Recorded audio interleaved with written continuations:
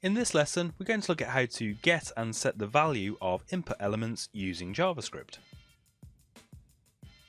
So we've just got an example of a simple user registration form, which has got a password and confirm password box, which we want to compare the values of to check that the user's entered a valid password, and they've not made a typo when they've selected a password when registering.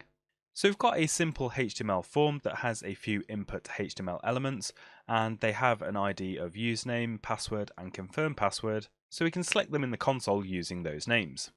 So to get the value of one of those elements, we simply reference the element name and access its value property, which, as you can see for the password field at the moment, is a blank string.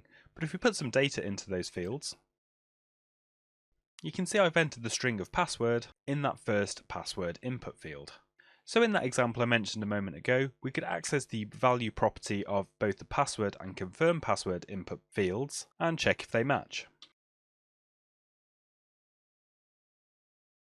And you should be able to see just by looking that they don't match because there's an extra character in the confirm password field.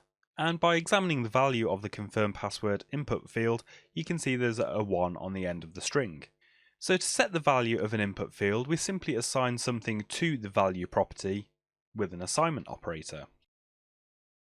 So by referencing any element in our form and assigning a new value to its value property, we can update the contents in real time on our HTML document. So now we know how to get and set values for input fields, let's just have a quick example of how we might implement our password and confirm password check on our registration page.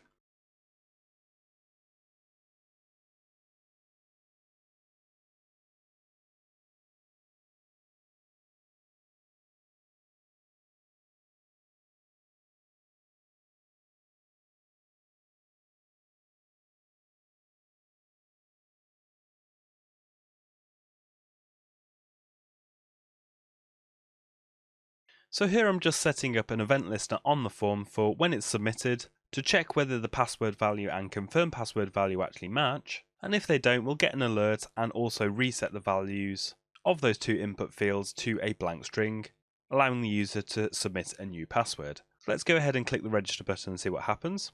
And as we expect, we get the alert message because the passwords currently don't match, and once we've closed the alert message down, the password and confirm password fields are reset to an empty string. So that's just one example of how you might use the value property on an input box to get the value of a particular form field, or actually set the value of the field depending on some condition.